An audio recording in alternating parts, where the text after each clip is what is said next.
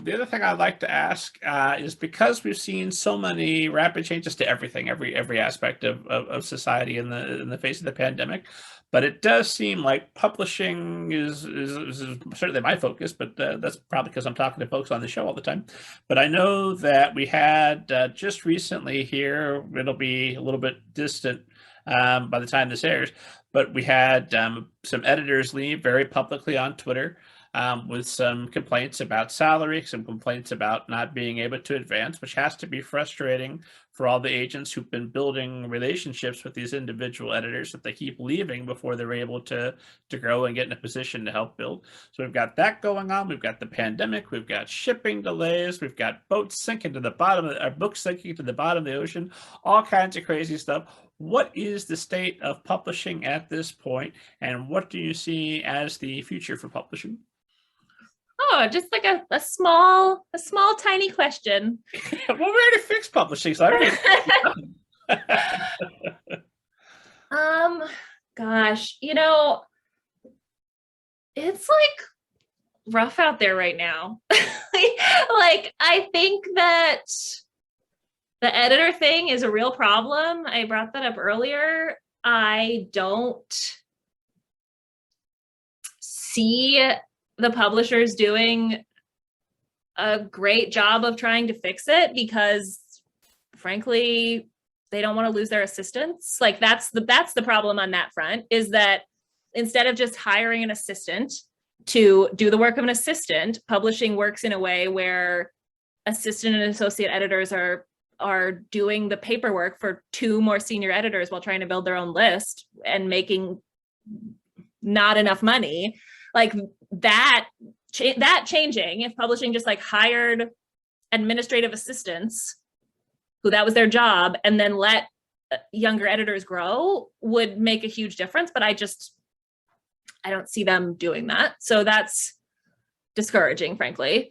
I think that, the shipping delay stuff is whatever. Like, that is annoying. And also, I think is pretty temporary. Publishing can weather that. What else was on your list of doom? oh, just I don't know. Well, your 2020 bingo card, all of the pandemic, because I know the pandemic did change and put a lot of delays into publishing schedules, which has backed up houses. I know that it seems to me that emails are running a little bit slower from editors to agents, and then the writers are having to wait longer to hear back on things. Is that your experience, or is it? Yeah, I think that really the issue there is burnout. I think that like a lot of people got burned out during the pandemic with good reason. And yeah, submission times are slower, but editors are still buying. That feels like the natural ebb and flow of the market to me. I think that will self-correct. I'm not sort of permanently concerned about that. The bigger pandemic concerns, which I'm sure other people have talked to you about, are these payout schedules and the other ways that like publishers are just, finding ways to not treat authors super well, which is facilitated in part by the never-ending mergers that mean there are less and less publishers to compete with each other. And that is also concerning. That's concerning too. For me, I just feel like people are always going to want to read books.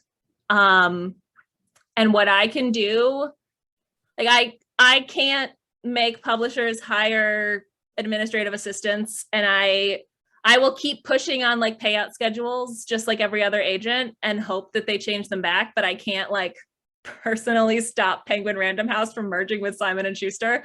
So I just continue to do the best by my clients and do my best to put books on shelves that I believe in and I think need to be there. And like, I think that's what we're all doing. And hopefully I don't know. We will still all be here in 10 years. I don't know. I don't know. I sound very bleak about it, but I don't feel bleak. I just kind of feel like we've just got to keep powering through and pushing where we can and trying to create opportunities where we can, and then we'll see.